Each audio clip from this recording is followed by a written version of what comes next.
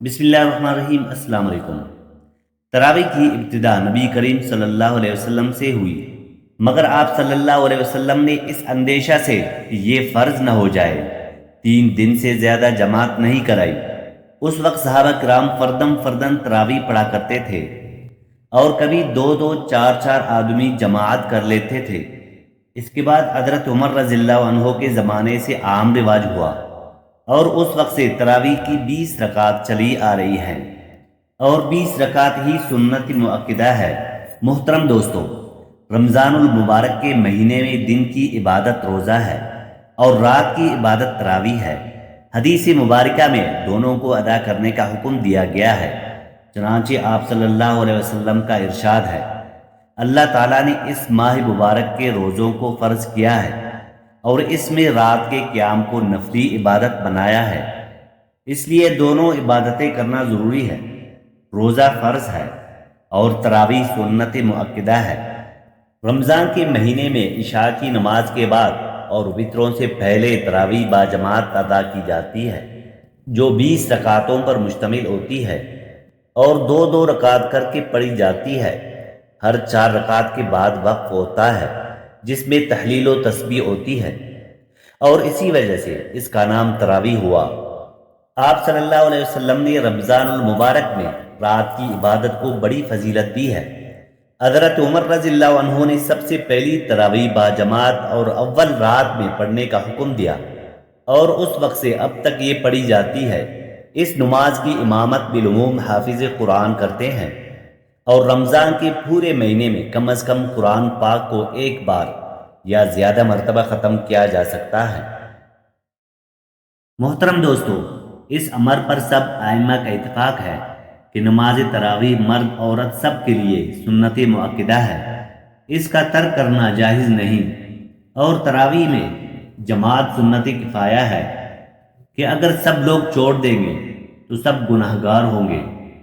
تراویح کا وقت فرض عشاء کی نماز کے بعد سے طلوع فجر تک ہے، وتر سے پہلے بھی ہو سکتی ہے اور بعد میں بھی۔ اگر کسی کی کچھ رکعتیں باقی رہ گئی کہ امام وتر پڑھنے کے لیے کھڑا ہو گیا تو امام کے ساتھ وتر پڑھ لے، پھر باقی ادا کرے۔ جمہور اہل اسلام کا مذہب یہ ہے کہ تراویح کی 20 رکعتیں ہیں اور یہی احادیث سے ثابت ہے۔ حضرت عمر رضی اللہ عنہ کے زمانے سے تمام اسلامی ممالک میں مسلمان 20 ہی رکعتیں پڑھتے چلے آ رہے ہیں اور یہی تراویح کی 20 رکعتیں 10 سلام سے پڑھی جاتی ہے، یعنی 2 رکعت پر سلام پھیرا جاتا ہے۔ علامہ علاء الدین کاسانی لکھتے ہیں کہ جمہور علماء کا صحیح قول یہ ہے کہ حضرت عمر رضی اللہ عنہ نے حضرت ابی بن کعب کی امامت میں صحابہ کرام کو تراویح پڑھانے پر جمع فرمایا تو انہوں نے 20 رکعت تراویح پڑھائی اور صحابہ کرام کی طرف سے یہ اجماع تھا۔ محترم دوستو، اسی طرح سے امام مالک کے مشہور قول کے مطابق تراویح کی 36 رکعتیں ہیں، جبکہ ان کے ایک اور قول کے مطابق 20 رکعت سنت ہے۔ علامہ رشد قرطبی رحمہ اللہ فرماتے ہیں کہ امام مالک نے ایک قول میں 20 رکعت تراویح کو پسند فرمایا ہے۔ امام شافعی رحمہ اللہ فرماتے ہیں کہ مجھے 20 رکعت تراویح پسند ہے۔ مکہ مکرمہ میں 20 رکعت ہی پڑھتے ہیں۔ فقہ حنبلی کے ممتاز ترجمان علامہ ابن قدامہ رحمہ اللہ لکھتے ہیں کہ امام احمد بن حنبل رحمہ اللہ کا پسندیدہ قول 20 رکعت کا ہے۔ محترم دوستو، رمضان کا مبارک مہینہ جیسے ہی آتا ہے، لوگ زیادہ سے زیادہ وقت عبادات میں صرف کرنے کی کوشش کرتے ہیں۔ ساتھ ہی اس مہینے میں اللہ تعالیٰ کا خاص کرم ہوتا ہے، نوافل اجر و ثواب میں فرائض کے برابر ہو جاتے ہیں، اس لیے نوافل کی بھی کثرت ہوتی ہے۔ تراویح در حقیقت قیام اللیل ہے، یعنی رات کو نماز میں کھڑے ہو کر قرآن پڑھنا اور سننا۔ اس کی بڑی فضیلت بیان کی گئی ہے۔ آپ صلی اللہ علیہ وسلم نے فرمایا، من صام رمضان ایمانا و احتسابا غفر له ما تقدم من ذنبه۔ جس نے رمضان کا روزہ ایمان کے ساتھ ثواب کی نیت سے رکھا تو اس کے پچھلے گناہ معاف کر دیے جاتے ہیں۔ اسی طرح آپ نے اس مبارک مہینے کے قیام اللیل کے سلسلے میں یہ بھی ارشاد فرمایا، ومن قام لیلۃ القدر ایمانا و احتسابا غفر له ما تقدم من ذنبه۔ جس نے رمضان کے مہینے میں قیام اللیل کا اہتمام ایمان کے ساتھ ثواب کی نیت سے رکھا تو اس کے پچھلے گناہ معاف کر دیے جاتے ہیں۔ اس روایت سے صلاۃ تراویح کی اہمیت واضح ہو جاتی ہے۔ محترم دوستو، حدیث میں ہے کہ بے شک اللہ تعالیٰ نے فرض کیا ہے تم پر رمضان کا روزہ، اور سنت کیا ہے اس کی رات کا قیام۔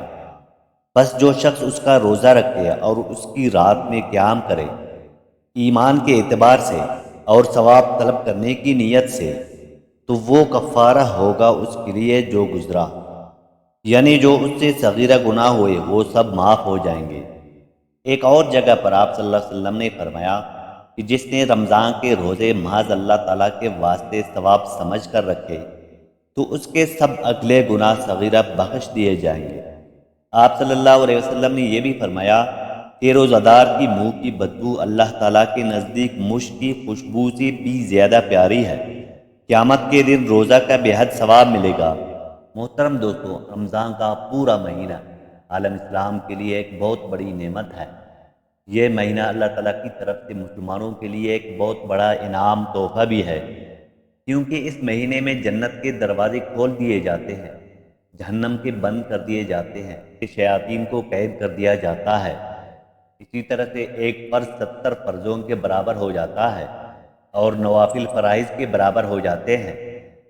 پھر اسی مہینے کی آخری رات اللہ تعالیٰ اعلان فرماتے ہیں، میرے بندوں نے رات کو قیام کیا، یعنی تراویح کی نماز پڑھی، دن میں روزہ رکھا، تو میں نے اس پر ان سب کی بخشش فرما دی۔ محترم دوستو، رمضان المبارک کی اہم عبادت روزہ اور تراویح ہے۔ قرآن کریم کا رمضان سے خصوصی تعلق ہے۔